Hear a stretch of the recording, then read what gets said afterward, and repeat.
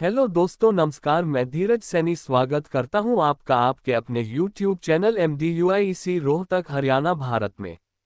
आज हम चर्चा करेंगे भारतीय सुप्रसिद्ध गायिका आशा भोसले जी की संघर्ष भरी दास्तान के बारे में। तो चलो शुरू करते हैं। क्या आप जानते हैं, एक लड़की जिसने 9 साल की उम्र में अपने पिता को खो दिया, 16 साल की उम्र में घर से भागकर शादी की, और फिर एक दिन पूरी दुनिया उसकी आवाज की दीवानी हो गई। ये कहानी है भारत की सबसे बहुमुखी गायिकाओं में से एक, आशा भोसले की, जिनका आज 92 वर्ष की आयु में निधन हो गया। चैप्टर 1, जन्म और परिवार। आशा भोसले का जन्म 8 सितंबर 1933 को महाराष्ट्र के सांगली में हुआ। उनके पिता एक प्रसिद्ध शास्त्रीय गायक और रंगमंच कलाकार थे। घर में संगीत का माहौल था। बचपन से ही आशा जी और उनकी बहनें संगीत सीखने लगीं।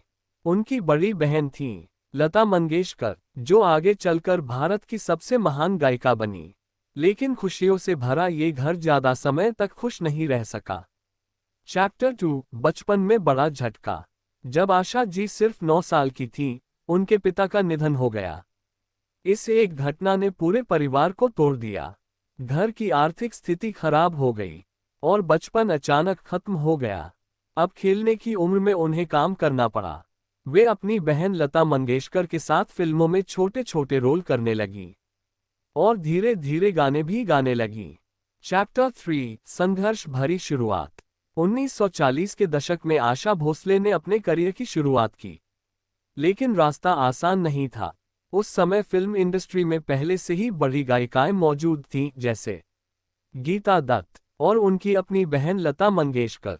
आशा जी को छोटे मोटे गाने मिलते थे, अक्सर बी ग्रेड फिल्मों में, या फिर ऐसे गाने जिन्हें कोई और गाना नहीं चाहता था। लेकिन उन्होंने कभी हार नहीं मानी। चैप्टर 4, प्यार और दर्द। 16 साल की उम्र में आशा जी ने एक बड़ा फैसला लिया। उन्होंने अपने परिवार के खिलाफ जाकर गणपत राव भोसले से शादी कर ली। यह शादी उनकी जिंदगी की सबसे बड़ी गलतियों में से एक साबित हुई। उन्हें ससुराल में प्यार नहीं मिला, बल्कि अपमान और तकलीफें मिलीं। कुछ साल बाद जब हालात और खराब हो गए, तो आशा जी अपने बच्चों के साथ वापस मायके आ गईं।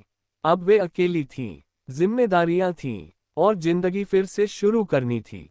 चैप्टर 5, संघर्ष से सफलता तक। अब आशा भोसले ने पूरी ताकत के साथ अपने करियर पर ध्यान दिया। उनकी मुलाकात हुई मशहूर संगीतकार से O.P. नायर ने उनकी आवाज में कुछ खास देखा और उन्हें बड़े गाने दिए। फिर आया वो दौर जिसने सब बदल दिया। आइए मेहरबान, उड़े जब जब जुल्फे तेरी। इन गानों ने आशा भोसले को पहचान दिला दी। अब लोग उनकी आवाज को पहचानने लगे थे। Chapter 6, R.D. बर्मन के साथ जादू। फिर उनकी जिंदगी में आए। ये सिर्फ एक प्रोफेशनल रिश्ता नहीं था, ये एक जादुई जोड़ी थी। दोनों ने मिलकर ऐसे गाने दिए जो आज भी अमर हैं। दम मारो दम, पिया तू अब तो आजा, चुरा लिया है तुमने। इन गानों ने आशा भोसले को नई पहचान दी, एक बोल्ड, मॉडर्न और बहुमुखी गायिका के रूप में। बाद में दोनों ने शादी भी कर ली।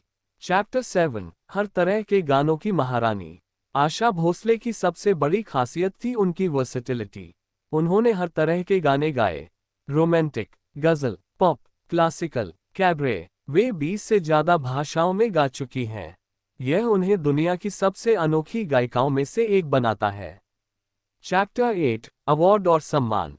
आशा भोसले को उनके योगदान के लिए कई बड़े पुरस्कार मिले। पद्म विभूषण, दादा साहेब फाल्के पुरस्कार, कई फिल्मफेयर अवार्ड। उन्होंने हजारों गाने गाकर एक रिकॉर्ड भी बनाया। चैप्टर 9, निजी जीवन। R.D. बर्मन के साथ उनका रिश्ता बेहद खास था। दोनों ने एक दूसरे को समझा और संगीत में नई ऊंचाइयों तक पहुंचे। लेकिन 1994 में R.D. बर्मन के निधन ने आशा जी को अंदर से तोड़ दिया। फिर भी उन्होंने खुद को संभाला और संगीत से जुड़ी रहीं। चैप्टर 10, आज की आशा भोसले। आज भी आशा भोसले जी का नाम सम्मान के साथ लिया जाता है। भगवान उनकी आत्मा को शांति प्रदान करे। एक छोटी सी लड़की, जिसने बचपन में ही सब कुछ खो दिया, जिसने गलत फैसले भी लिए, लेकिन कभी हार नहीं मानी, और एक दिन वही लड़की दुनिया की सबसे बड़ी आवाज बन गई। ये कहानी हमें सिखाती है, हालात नहीं, हिम्मत मायने रखती है।